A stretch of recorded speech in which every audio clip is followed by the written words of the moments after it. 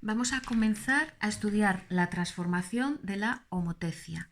La homotecia nos transforma una figura en tamaño, pero no en forma. Es decir, si tenemos un cuadrado, la figura transformada va a seguir siendo un cuadrado, pero de mayor tamaño o de menor tamaño.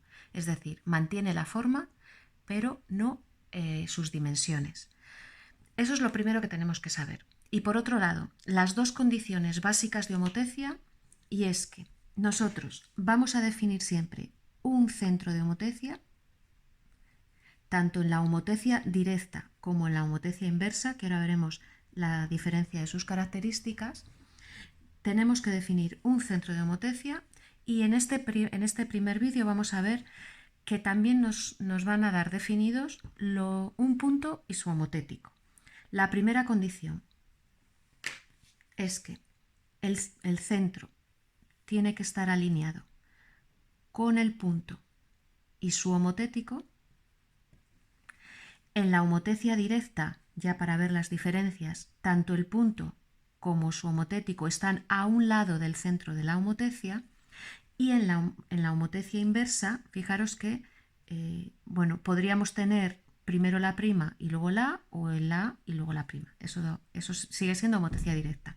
Y en la homotecia inversa lo que tenemos es que a un lado tenemos el punto A y al otro lado tendremos el punto A'. Esa es la diferencia entre homotecia directa y homotecia inversa. Y ahora vamos a seguir analizándolo. Si nosotros tenemos otro punto, el B, su homotético tiene que estar en este rayo, puesto que sabemos que los puntos y el punto, su homotético y el centro de la homotecia tienen que estar alineados, primera condición. Y la segunda es que un segmento AB va a tener su homotético paralelo, con lo cual, como el punto B tiene que estar en este rayo, acabamos de definir B'. Fijaros que este segmento se ha transformado en uno mayor. Vamos a ver que si nosotros tenemos aquí este centro de homotecia, la diferencia entre si yo tengo aquí primero A' y luego el punto A, voy a coger otro punto B, sé que su homotético tiene que estar alineado con esta recta, tenemos el segmento AB, trazo la paralela, puesto que los segmentos homotéticos tienen que ser paralelos, y el punto B' le tengo aquí. ¿Qué vemos de diferencia? Que en este caso hemos agrandado la figura y en este caso la hemos hecho más pequeña. Es decir, podríamos establecer una relación de homotecia entre el segmento original y el segmento final. En este caso, el segmento final va a ser mayor que el inicial y en este caso este segmento va a ser más pequeño que el original. Bien, si nosotros ahora tenemos otro punto cualquiera, vamos a suponer que tenemos aquí el punto C, sabemos que su homotético tendrá que estar alineado con el centro de la homotecia, y si yo uno, por ejemplo, B con C, su homotético tiene que ser paralelo al segmento BC. Luego el C' estará aquí. Es decir, el triángulo ABC se va a transformar en este otro triángulo A'B', C', exactamente con la misma forma, con los mismos ángulos, eso no va a variar, pero sí varían las dimensiones de los lados. Eso sí va a variar. En este caso, si el punto C estuviese aquí, fijaros que tendríamos el triángulo ABC, el punto C' tiene que estar alineado con el centro de homotecia, y si yo trazo estas paralelas desde la, este segmento paralelo a este, obtengo aquí el C', y lo que ha pasado es que este triángulo original se ha reducido con la misma forma pero distinto tamaño. ¿Qué ocurre en la homotecia inversa? Pues vamos a ver, vamos a suponer que tenemos aquí este punto B. Hallo su homotético inverso. Tiene que estar alineado con el centro de la homotecia.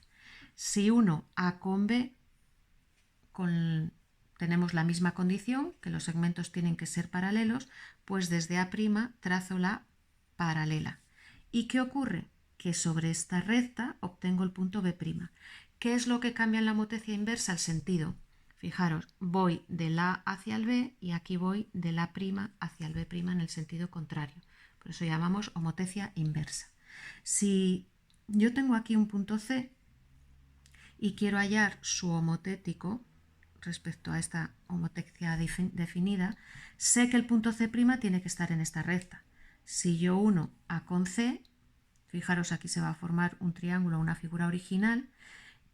Este segmento tiene que ser paralelo al que vaya desde la' al C', del A al C en este sentido, de la' al C' en sentido contrario. Y aquí tengo, fijaros, en este triángulo original, en su homotecia inversa, aparece el mismo triángulo, pero volteado, invertido y con la misma forma y distinto tamaño. Esa es la primera aproximación a la homotecia. Podríamos tener, vamos a ver, en una homotecia directa, imaginaros que tengo este pentágono y tengo el centro de la homotecia aquí dentro. Voy a suponer, voy a nombrar los vértices 1, 2, 3, 4 y 5 y voy a transformar este pentágono de tal manera que el 1 venga aquí. ¿Qué ocurre? Que la distancia de O al transformado es mayor que al original, con lo cual la figura se va a ampliar. Cada uno de estos vértices tiene que estar alineado con el centro de la homotecia. Luego aquí saldrán los rayos o las radiaciones. El segmento, como yo ya tengo una pareja de puntos homotéticos, tengo definida la homotecia. Puesto que del 1 salen dos segmentos, pues me trazo los paralelos desde el 1'. Y voy a obtener sobre este rayo, bueno, esto un poco más aquí, obtendré el 5' y el 2'. Del 2' paralelo a este segmento obtengo el 3'. De aquí, paralelo aquí, obtengo el 4'. Y por aquí. Es decir, acabo de obtener el mismo pentágono, pero ampliada la figura. Si nosotros tenemos este mismo pentágono, bueno, o un cuadrilátero, para hacerlo más rápido, y me dicen que halle el homotético inverso de este cuadrilátero, vamos a suponer que este es el 1 y alineado con el 1 tenemos, voy a ponerlo un poco más arriba que se vea, vamos a poner aquí el 1'. Si este punto es el 2 va a estar alineado. Si tenemos este segmento 1, 2, el paralelo, bueno, aquí puede parecer que coincide, pero no tiene por qué, estaría el 2', siempre que esto sea paralelo a esto. Si tengo este punto, que es el 3, lo alineo con el centro de la homotecia, prolongo, y el segmento 2, 3, su paralelo tiene que ser este de aquí. Y eso me define el 3'.